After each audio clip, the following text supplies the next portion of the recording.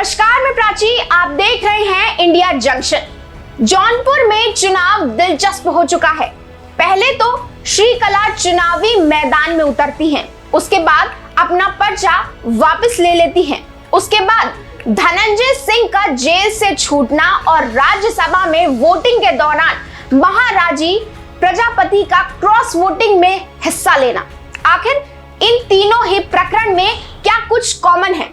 अगर नहीं तो ये आपकी गलतफहमी है। दरअसल इन तीनों ही प्रकरण में आपस में कुछ ऐसे कनेक्शन है जो अब तक आपसे छिपे हुए थे, लेकिन इंडिया जंक्शन की इस रिपोर्ट के जरिए आज हम आपको इससे छुपे हुए कनेक्शन के पीछे की असली कहानी दिखाएंगे भी और बताएंगे भी। देखिए इंडिया जंक्शन की स्पेशल रिपोर्ट माफिया की हिडन कहानी।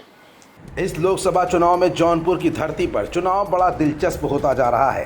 पहले तो बहुजन समाज पार्टी ने धनंजय सिंह की पत्नी श्रीकला रेड्डी को टिकट दिया। उसके बाद श्रीकला चुनावी मैदान में उतरी। तमाम तरह की मजबूतियों के साथ श्रीकला ने अपने पति के बारे में तमाम इमोशनल ड्रामा खेला और चुनाव जीतने की जुगत में लग गई। उसके बाद एक घटनाक्रम के तहत जौनपुर के बाहुबली धनंजय सिंह जेल से छूटते हैं। उसके बाद उनको भगवान राम की याद आती है और अपने सोशल मीडिया अकाउंट से वो लिखते हैं कि सोई हुई है जो राम रची राखा। लेकिन इन सब के बीच आम जनता के मन में वही सवाल दोबारा फिर से जन्म ले रहा है कि आखिर जौनपुर से बाहुबली क्यों शांत बैठ गया, क्यों श्रीकला ने निर्दलीय पर्चा नहीं भरा और क्यों अब धनंजय सिंह की बोलती बंद होती जा रही है। कहीं ऐसा तो नहीं कि बीजेपी की जौनपुर में पॉलिटिक्स एक प्रेशर पॉलिटिक्स में बदल चुकी है। लेकिन धनंजय सिंह और राज्यसभा वोटिंग के दौरान महाराजी प्रजापति का अचानक गायब होना, इसमें आखिर क्या रिलेशन और कनेक्शन है? आखिर गायत्री प्रसाद प्रजापति की पत्नी महाराजी देवी क्यों क्रॉस वोटिंग में शामिल रहीं और अब धनंजय खामोश क्यों चुपचाप बैठ गए हैं? श्रीकला का चुनाव न लड़ना, धनंजय का खामोश बैठना और महाराजी प्रजापति के बोल बदल जाना, इन सब में ऐसा क्या कनेक्शन है जो बीजेपी की प्रेशर पॉलिटिक्स को बयां कर रहा है? इंडिया जंक्शन बीजेपी की प्रेशर पॉलिटिक्स के इसी छिपे हुए राज पर से आज अपनी इस रिपोर्ट के जरिए पर्दा उठाकर आपको सच्चाई दिखाएगा भी और बताएगा भी।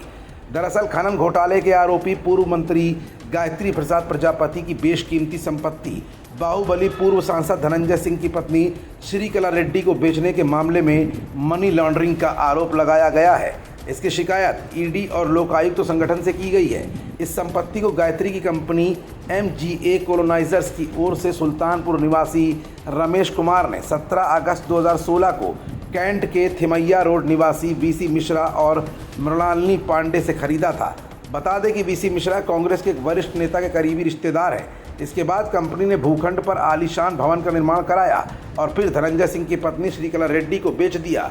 सियासी गलियारों में चर्चा ये भी है कि ईडी और लोकायुक्त संगठन में हुई इन शिकायतों के बाद ही धनंजय ने लोकसभा चुनाव में अपनी पत्नी श्रीकला रेड्डी की दावेदारी को वापस लेने का फैसला लिया है। धनंजय ने जेल से छूटते ही जिस तरह से अचानक पत्नी को चुनाव नहीं लड़ाने की घोषणा की, उसे देखते हुए इन कयासों को भी बल मिल रहा है। इससे पहले भी योगीराज में तमाम बड़े बड़ों की बोलती बंद की गई है।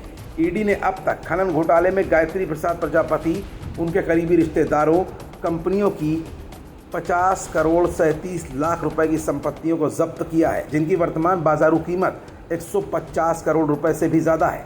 हाल ही में ईडी ने गायत्री के अमेठी, लखनऊ, मुंबई के तमाम ठिकानों पर भी छापा मारा था।